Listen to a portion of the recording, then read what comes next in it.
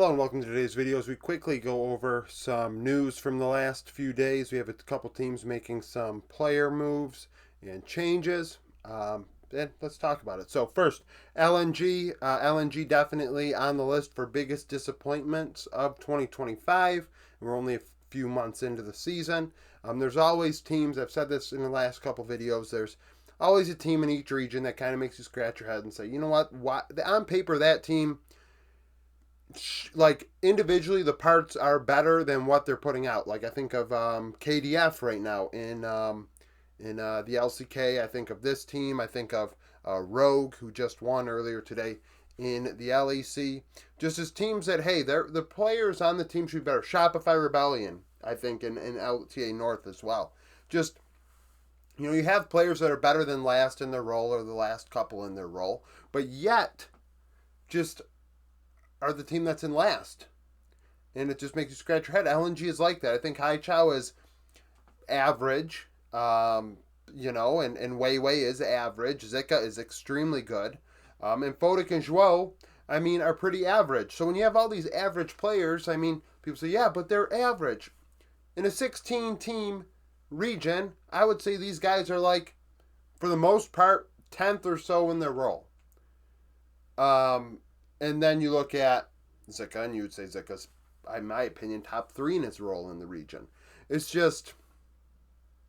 not great. So Fodak is out. Fodak had a 1.6 KDA, 57 KP, 8.7 CS per minute.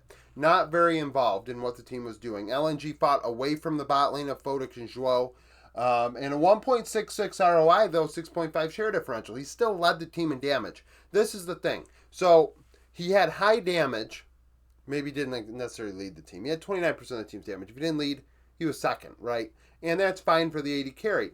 But with a 57 KP, that indicates, hey, they're fighting away from him, so he shouldn't be dealing damage. So the fact that there are kills going elsewhere, and yet he's still leading the team in damage, means, in my opinion, it's more than just Fodak that's the issue. Because when the team did fight around him, he did find opportunities to make his presence felt. 2.64 vision efficiency.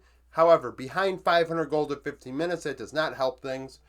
10 champions in 16 games.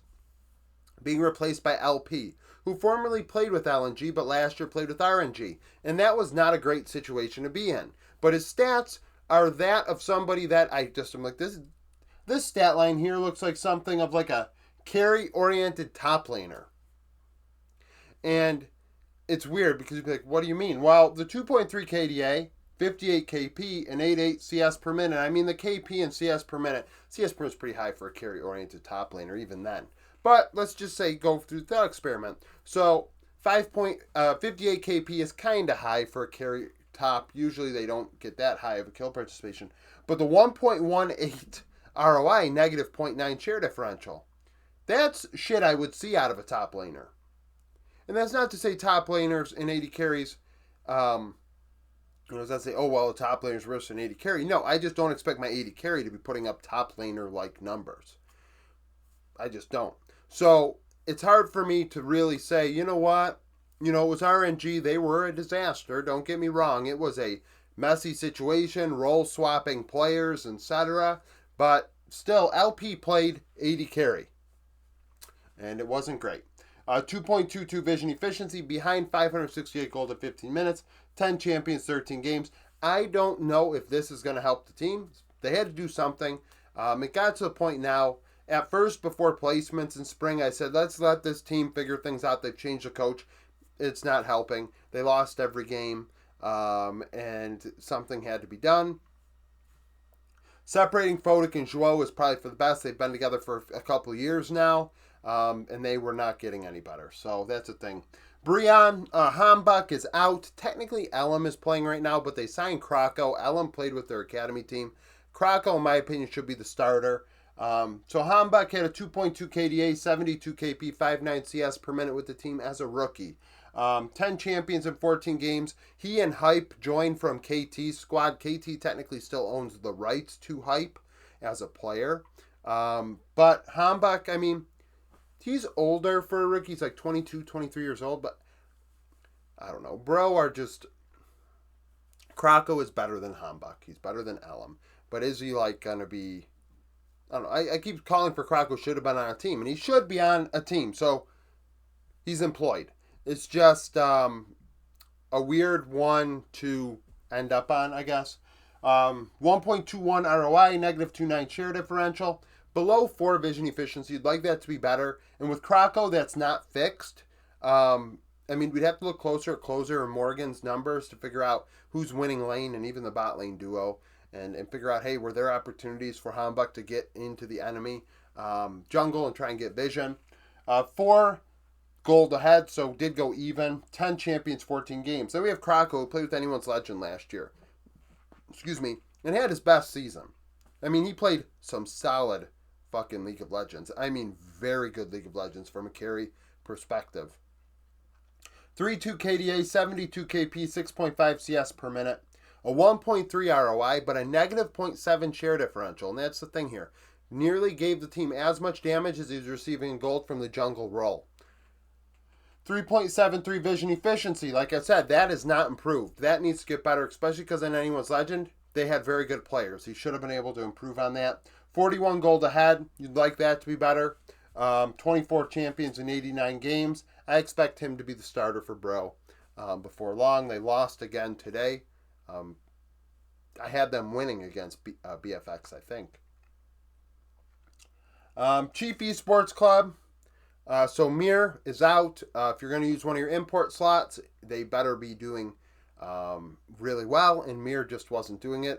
Formerly Arthur, who played with HLE in 2021 when they went to Worlds in the LCK, so it's not like he did it for a minor region. He's kicked around since then, played in the LCS a bit if I recall. 1.7 KDA, 82 KP, 6.4 CS per minute. So the team fought around him. They made sure he was there. He was the one starting things, 4 out of every 5 kills. High resources, but then those resources were not turned into damage. They can be turned into tanky stats, but you were dying a lot, which makes you think, well, tanky-wise, maybe not so much. Under 1 gold per damage. Sorry, 1 damage per gold. Negative 6.2 share differential. Should be pure facilitator. And at that point, tank facilitator, I don't need you having 6.4 CS per minute. You can go down to a 5.4. And we can go give the farm, and you say, yeah, but it's 1 per minute. I would rather you give that gold to someone else. 4.03 vision efficiency. Wouldn't shock me if the lanes were losing. I know the bot lane duo was definitely losing, so in his case, vision is hard to get. Down 143 gold at 15 minutes, 8 champions, 15 games. They have not announced who the replacement will be. Chief also lost their AD carry. In my opinion, they should give SK a call. Say, hey, want to give us Rahel? We'll just take him off your hands because you're playing Kadui anyways.